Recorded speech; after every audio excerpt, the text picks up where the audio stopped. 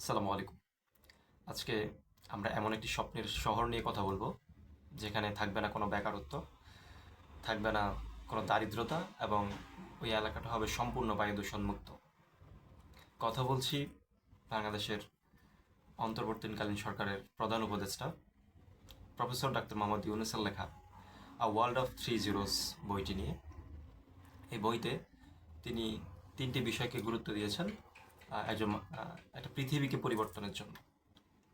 আমাদের স্বপ্নের যে পৃথিবী, সেটাতে যে প্রবলেমগুলি ক্রিয়েট হচ্ছে দিন দিন, সেটাকে কিভাবে ওভারকাম করে আমরা একটা স্বপ্নের পৃথিবী পেতে পারি যেখানে কোনো বেকারত্ব থাকবে না, কার্বন নিঃসরণ থাকবে না এবং সেখানে কোনো দারিদ্রতাও থাকবে না। তো তিনি তিনটি বিষয়কে প্রকাশ করেছেন। প্রথম হচ্ছে শূন্য বেকারত্ব, শূন্য দারিদ্রতা এবং শূন্য কার্বন নিঃসরণ। তো আমরা আজকে এই তিনটি বিষয় নিয়ে ডিটেলস আলোচনা করব। তো প্রথমত হচ্ছে তিনি গুরুত্ব দিয়েছেন হচ্ছে শূন্য দারিদ্রতাকে, যেটা ব্যাখ্যা করতে গিয়ে তিনি বলেন, poverty is not created by the poor, it is created by the system we have built, the institutions have the institution we have designed and the policies we have pursued. তার মানে তিনি এটাকে যদি সাবলীল বাংলা ভাষায় ব্যাখ্যা করি, তিনি বলতে চেয়েছেন যে মানুষ দরিদ্র থাকার কারণে গরিব হয় না। মানুষ গরিব হয় এই আমাদের সমাজ ব্যবস্থা কিংবা প্রাতিষ্ঠানগুলির নীতির যে ভুল কার্যক্রম বা যে সমাজ ব্যবস্থার যেসব রুলস আছে সেগুলি ভুলভাবে পরিচালিত হওয়ার কারণে মানুষ মূলত গরিব হয়। দারিদ্রতা গরিবের কোনো লক্ষণ নয়। আরেকটা বিষয় তিনি ফোকাস করেছেন, সেটা হচ্ছে উদ্যোক্তার মানসিকতা তৈরি। আমাদের সমাজে বা আমাদের রাষ্ট্র ব্যবস্থাতে কিংবা আমাদের দেশে আমরা সবচেয়ে বেশি চাকরির দিকে মনোনিবেশ করারকে সেফ জোন মনে করি। তো তিনি সেটা থেকে বেরিয়ে এসে উদ্যোক্তার মানসিকতা তৈরি নিয়ে একটু বেশি ফোকাস করেছেন, যেখানে মানুষ চাকরি থেকে বেশি নিজে কিছু করার জন্য বা উদ্যোক্তা হওয়ার জন্য আগ্রহী প্রকাশ করবে। এবং সর্বশেষ তিনি অর্থনৈতিক অন্তর্ভুক্তির কথা বলেন, সেটা হচ্ছে এই সমাজের উপর থেকে নিচ পর্যন্ত, যেমন স্বাস্থ্য ব্যবস্থা, শিক্ষা ব্যবস্থা এবং প্রচলিত সকল সুযোগ সুবিধা যেন একদম ধনী থেকে গরিব পর্যন্ত, নিচু শ্রেণীর মানুষ পর্যন্ত প্রায়, সেটাকে অবশ্যই ফোকাস করতে হবে। যেন একটা ধনী ধনী বাবার সন্তান যেভাবে বেড়ে উঠতে পারে, একটা গরিব বাবার সন্তানও যেন সেভাবে বেড়ে উঠতে পারে। তো তিনি অর্থনৈতিক অন্তর্ভুক্তির বিষয়টাকেও গুরুত্ব দেন।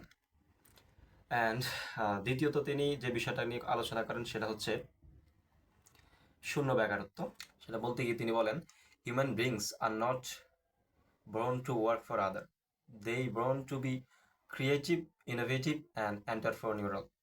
তো তিনি বলতে চেয়েছেন মানুষ মূলত চাকরির জন্য জন্মায় না, মানুষ মূলত ক্রিয়েটিভিটি বা নতুন কিছু তৈরি কিংবা ব্যবসার জন্য জন্মগ্রহণ করে। এইটার ব্যাখ্যা করতে গিয়ে তিনি বলেন, শূন্য বেকারত্বের ব্যাখ্যা করতে গিয়ে তিনি বলেন যে আমাদের শিক্ষা ব্যবস্থা আমাদেরকে চাকরির জন্য প্রশিক্ষণ দেয়, উদ্যোক্তা হওয়ার জন্য না। এই জন্য তিনি সবচেয়ে প্রথমে আমাদের শিক্ষা ব্যবস্থাকে দায়ী করেন, যে আমাদের শিক্ষা ব্যবস্থাকে পরিবর্তন করা দরকার। আর সমাজ ব্যবস্থা এবং রাষ্ট্রের জন্য তিনি যে পরামর্শ দেন সেটা হচ্ছে ক্ষুদ্র ঋণ এবং প্রশিক্ষণের ব্যবস্থা। তো প্রশিক্ষণের মাধ্যমে যারা তরুণ আছেন তাদেরকে দক্ষ করে গড়ে তোলা, এবং ক্ষুদ্র ঋণের মাধ্যমে যারা ইনোভেটিভ কিছু করতে চায় কিংবা উদ্যোক্তা হতে চায়, তো যাদের অর্থ সংকট তাদেরকে অর্থ দেওয়ার মাধ্যমে শূন্য বেকারত্ব এই যে পলিসিটা, এটা বাস্তবায়ন করা সম্ভব। 3 নম্বরে তিনি শূন্য কার্বন নিঃসরণ নিয়ে আলোচনা করেন। কার্বন নিঃসরণ এটা সারা পৃথিবীর জন্য হুমকি, পৃথিবীর আমূল পরিবর্তন এবং বিশেষ করে শিল্প কারখানাগুলিতে অতিরিক্ত কার্বন নিঃসরণের কারণে পৃথিবীর জলবায়ু পরিবর্তনের যে প্রভাব, সেটা নিয়ে আমরা অনেক বেশি শুনি। তো তিনি সবচেয়ে বেশি গুরুত্ব দিয়েছেন এই বিষয়টাকে। পৃথিবীকে বাসযোগ্য করে গড়ে তুলতে অবশ্যই শূন্য কার্বন নিঃসরণে আসতে হবে, আর এই জন্য ব্যক্তি এবং প্রতিষ্ঠানকে সচেতন হতে হবে। ইভেন রাষ্ট্রকে সচেতনতার জন্য তিনি পরামর্শ দেন। তো ধন্যবাদ সবাইকে। আসসালামু আলাইকুম।